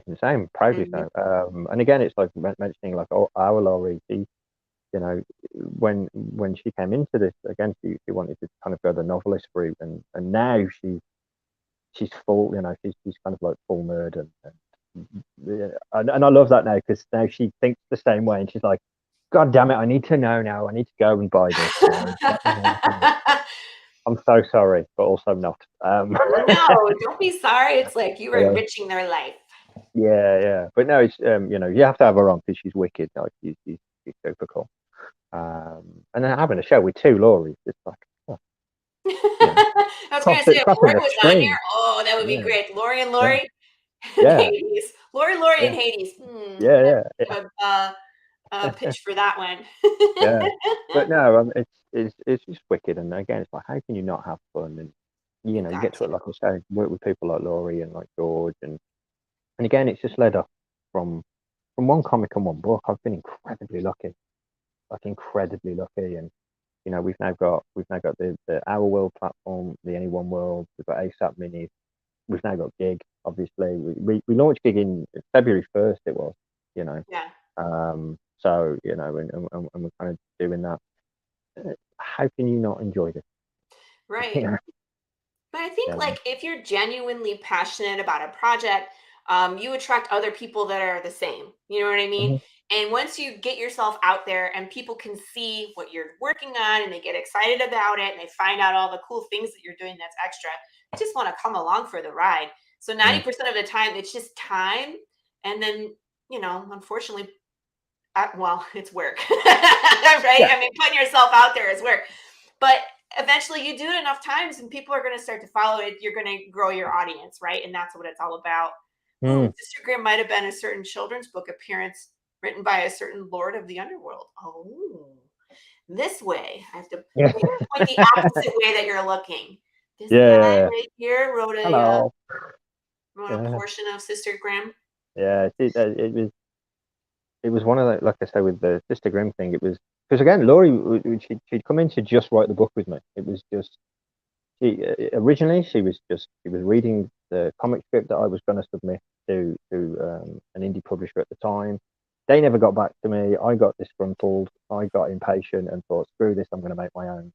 Then, Mm-hmm. and then I suggested writing the book, and then all of this came out of it. I mean, again, if you have her on, I'll let her tell, kind of deep dive that story. But it was to when she wrote the second part of Sister Grimm, again, it was just one of those things. You go, I just wish I'd have thought of it. Like, I really wish I'd have bloody thought of it. That's the best, And though. and yeah, I remember the conversation with me going, you could write this. She's like, I have no idea how to write a comic book, and I was like, I'm right here. We Right? can do this. We can do it. Yeah, and now, yeah, and that's it. And we've literally, she's we've got the book, Sister Grimm issue 1 and 2 are out. Points of Villainy Part 1, 2 are already out, and Part 3 is coming within the next kind of couple of weeks. Amazing. And then we've got Virtue. But yeah, we're doing on Our World. It's once a month now. So. And that's awesome. I wish that's one of the things that I'm working on this year is timing, trying to see if we can get out at late. Last year we did 2. We're hoping to do 3 this year. And the goal is to do 4 a year. Because we're just a small team of 3, and unfortunately, it's the funding that holds us back. If we can blow up a Kickstarter and have extra funds, we can keep working. But it's hard when you have a budget and you use the entire budget on one issue, and it's like everything just slows down. Until we can get that cash flow again. So Yeah, no, I understand. it's like short-term problems, right? Because it's like, I know that the more we do this, the more people read the issues, the bigger our audience will get, and we will grow. So it's just, again, it's like we just finished issue 2. We're right in the beginning. It's right now I'm finishing issue 26. You know what I mean? So we got a long time to go. Oh, damn right as well. Yeah, 100%. And I hope you continue to think that way, because that's the way you should be thinking. And It'll happen.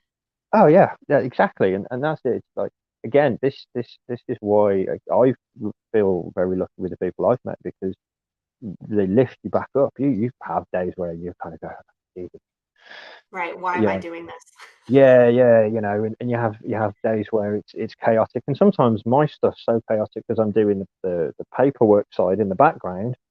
I'll be like, oh, I should be writing, like, and I've fallen behind on it. Then you've got great people like Laurie, and again, like, when I realised it was time for me to hand over a title to someone, right? George was 100% the obvious choice, And one of the things that I loved was we had like a little writers meeting, and it was me, Laurie, Nem, and George, and we just had like a Google Meet chat.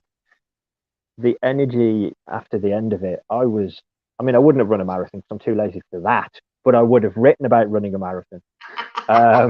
You know, but no, I was just absolutely pumped at the end of it, and I was just like, this is why we do what we do. This is all exactly. You find other people that are passionate like you, and that's yeah. I think that's the hardest part for someone like yourself is your time. Your time is so precious, and there's so many things you wear, too many hats. You know what I mean? Where it's like you got a list that's 12 things long. You can get maybe 2 done today. Which ones are your focus, and then which ones do you delegate, and who do you trust to delegate? You know, exactly. And this is why, again, with you know, kind of bringing it full circle to gig. The minute I conceived gig, I knew, again, Laurie's the first person I go to with anything, literally anything and everything. You know, I'm not soppy about it, but she really is my best friend. She's wicked. So she's the first, and I went to her with gig, and I said, look, I'm thinking of this. You want in? You know, and it was really funny because she's like, I don't have time for this. And then she went, but it's you and it's this. Of course I'm fucking in. You know, when we laughed, you know. And then with George was just another obvious choice. And I spoke to him about it and said, look, you know, I'm going to need help promoting this. I'm going to need help pushing this. I'm going to need help, you know, building this further. You know, do you want in? And he was like, yeah, hell yeah, you know. And it was great because it was something that I was proud of as an idea, but then I got to share it with 2 wonderful people. And I was like, now we can go out there, and they've been on podcasts together and done it, and we've gone separately and all that kind of stuff. So it's good. It's getting the word out. It's very cool. I plan on joining when I have a little more money. No, that's fine. No, that's fine. Well, it's one of those things where I'm like, oh, I can spend money on this, or this, and then you have to choose. I know what you mean, but no, hopefully we'll talk, you know, kind of backstage in a minute anyway. So. Oh yeah, I mean, as like it is that time, we do have to start wrapping up. So we're into 2 hours, and Pops has another show that goes on after this one. But yeah, you're welcome to stay, and then we can chat some more in the back if you'd like. Yeah, definitely. Thank you so much for having me. Absolutely. I know obviously you know George. I'm new to you, so thank you very much for having me on. It's wicked. Absolutely, and you're welcome anytime as well. I feel like we had a good talk. George is good people, and if you're a friend of George, you're a friend of mine, kind of thing. You know what I mean? Yeah. He's a good judge of character, so it's like he's great. Yeah. So awesome. Thanks everybody for watching. Everybody in the chat, we enjoyed you. Paul, you crack me up. I don't know what's going on today, Paul, but you made me laugh. Clarissa, Dawn, Ronnie, London Gothic, Paul, Chris Hayes was here. Lee Newman, did you? Nope, that's Lee Pondick. I'm not familiar with Lee Pondick. Welcome to the chat. So everybody that was on, we had a great time, and we'll be back at it next week. I'm hoping to have books next week. Books. So I will talk to you all soon. All right. Thank you again, Hades, and I will talk to you in a minute. Bye, everybody.